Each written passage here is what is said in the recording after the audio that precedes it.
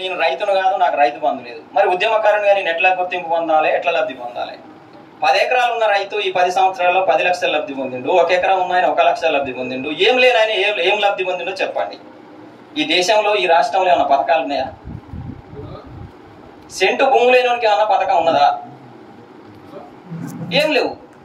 మరి వాళ్ళకి సలహాలు ఇచ్చే దొంగలు, ఆ పిఆర్ఓ దొంగలు ఎవరు ఉన్నారో ప్రభుత్వాలు కూలడానికి కారకులు వాళ్ళే, మళ్ళీ కూలడానికి కూడా కారకులు వాళ్ళే. ఒకసారి గమనించాలి నాయకులు.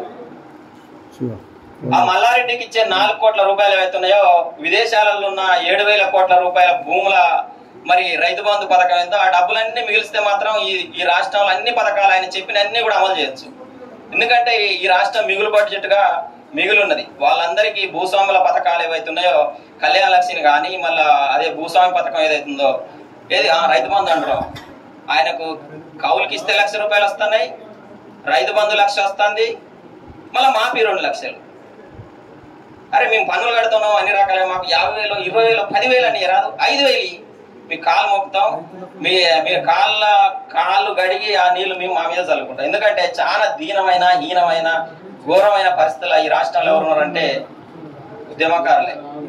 ఒక్కొక్కరు వైద్యం అందక చనిపోతున్నారు. అన్నమో రామచంద్ర అని ఇప్పుడు అడుక్కునే పరిస్థితులు ఉన్నారు. ఇది వేరే విధంగా రగిలి మరి బడబాగ్నిగా మారక ముందే మరి రాజకీయ నాయకులు గుర్తించాల్సిన అవసరం ఉంది. ఏరి కోరి కావాలని మిమ్మల్ని నెత్తన పెట్టుకొని ఊరేగి మిమ్మల్ని గెలిపించుకొని ఈరోజు మరి మిమ్మల్ని అభిమానిస్తున్నాం. కాబట్టి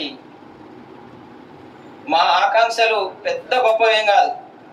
మీ ఇంట్లో చిన్న పని మనిషికి ఇచ్చినన్ని, మీకు మీ ఇంట్లో మాపుకి ఏం చేస్తారో మామూలుగా బండా దుడిస్టోళ్ళకి ఇచ్చినన్ని, ఎన్నో కొన్ని ఇవ్వండి, మీ ఇష్టం ఇవ్వండి. 5,000 ఇచ్చినా లేదు, 2,000 ఇచ్చినా లేదు, ఎంత ఇచ్చినా కనీసం ఉద్యమకారులకు గుర్తించమని కోరుకుంటున్నాం. కానీ మిమ్మల్ని ఏదో రాష్ట్రానికి మరి కోట్ల రూపాయల బాకీలు తీసుకొచ్చి మమ్మల్ని ఏమని కూడా కోరుకుంటలేము.